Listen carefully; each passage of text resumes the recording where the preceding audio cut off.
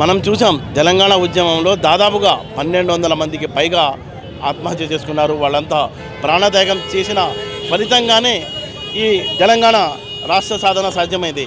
అయితే ఈ 1200 మంది ప్రాణాలు పోగొట్టుకున్న వేలాది మంది ఉద్యమంలో కీలక పాత్ర పోషించారు. చాలామందిపై కేసులు ఉన్నాయి. ఆ తర్వాత చాలామంది లాఠీ దెబ్బలు తిన్నారు. కొంతమంది అయితే చాలా అసలు తమ ఉద్యోగాలు కానీ పనులు కానీ మానుకొని జీవితంలో చాలా నష్టపోయిన వాళ్ళు ఉన్నారు. వాళ్ళంతా ఇప్పుడు ఏంటంటే ఉద్యమంలో చాలా కీలకంగా పాల్గొన్నాం కాబట్టి మాకు కొంత సహాయం చేయమని ప్రభుత్వాన్ని కోరుకోవడానికి వీరంతా వచ్చారు. వాళ్ళకి ఏం సహాయం కావాలి, వాళ్ళు ఎందుకు వచ్చారో వాళ్ళ మాటల్లోనే మనం కనుక్కుందాం.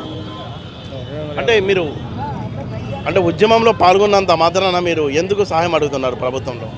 ఉద్యమంలో తెలంగాణ రావాలని ప్రాణాలకు తెగించి అమరులైన 1100 మందికి నివాళులర్పిస్తూ మేము కూడా ఉద్యమంలో పాల్గొన్నాం. మేము కూడా టవర్ ఎక్కడానికి ప్రయత్నించినాం. కానీ కొన్ని విషయాల్లో మమ్మల్ని రక్షించడం జరిగింది.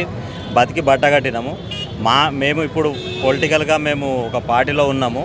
ఏ పార్టీలో ఉన్నా కానీ పేదోనికి న్యాయం కావాలన్న ఉద్దేశంతో ఏదైతే 200 గజాల ఇళ్ల స్థలాలు ఇస్తున్నాడో రేవంత్ రెడ్డి గారు, మరియు డబుల్ బెడ్రూము 10 లక్షలు ఇస్తూ అంటుండో, అది మా దాంట్లో చాలామంది లేని వాళ్ళు ఉన్నారు. వాళ్ళకు న్యాయం జరుగుతుందని అప్లికేషన్ చేయడానికి వచ్చారు.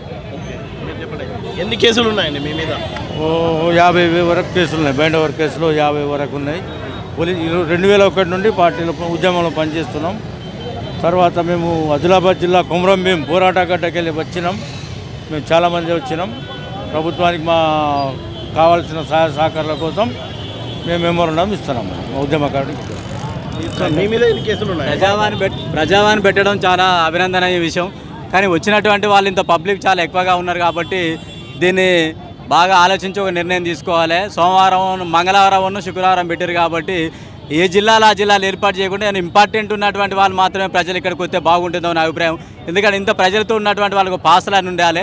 లేకపోతే పొద్దున్న వచ్చి సాయంత్రం దాకా ఉండాలంటే ఇబ్బంది ఉంటుంది కాబట్టి దీని మీద కూడా కూలంకుషంగా ఆలోచించవలసిందిగా ముఖ్యమంత్రిని కోరుకుంటున్నాం. ఇది చాలా గొప్ప విషయం. ఇది ప్రజా దర్బార్లో ప్రజల సమస్య చాలా క్షుణ్ణంగా పరిశీలించడానికి చేసుకోవడానికి విషయం కాబట్టి నేను తొర్రూరు దగ్గర నెల్లికూరు నుంచి వచ్చిన నా పేరు కృష్ణయ్య. సో దీన్ని కూడా పరిశీలించి ప్రజలకు సరైనటువంటి న్యాయం చేకూరుతారని ముఖ్యమంత్రిని కోరుకుంటున్నాం పదే పదే. కార్యక్రమానికి చాలామంది జిల్లాల నుంచి తమ సమస్యలు చెప్పుకోవడానికి వచ్చారు. ఇక్కడ ఉన్న ఈ టీంను మనం చూసినట్లయితే ఉద్యమకారులు ఉన్నారు. ఒక్కొక్కళ్ళ పైన 50కి పైగా కేసులు ఉన్నాయి.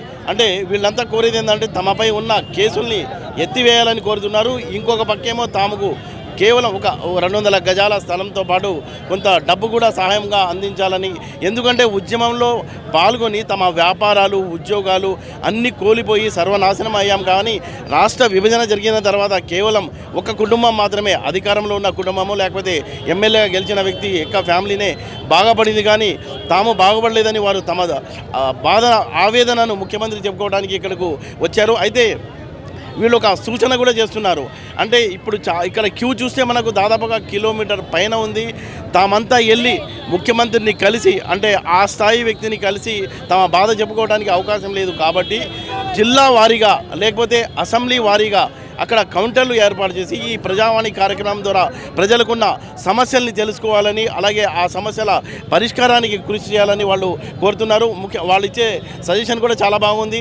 కనీసం ఒక జిల్లా వారీగా కలెక్టర్ లెవెల్లో కానీ లేకపోతే అసెంబ్లీ వారీగా ఒక ఎమ్మెల్యే పరిధిలో ఈ ప్రజావాణిలో మొత్తం డీటెయిల్స్ అన్నీ తీసుకుని వాళ్ళకు కావాల్సిన సహాయం అందించాలని కోరుకుంటున్నారు. అలాగే ఈ ఉద్యమంలో పాల్గొన్న వారందరిపైన కేసులు ఎత్తివేయడంతో పాటు వాళ్లకు ఆర్థిక సహాయం, అలాగే ఉండడానికి ఒక 200 గజాల స్థలంలో నివాస స్థలం కేటాయించాలని వారు కోరుకుంటున్నారు.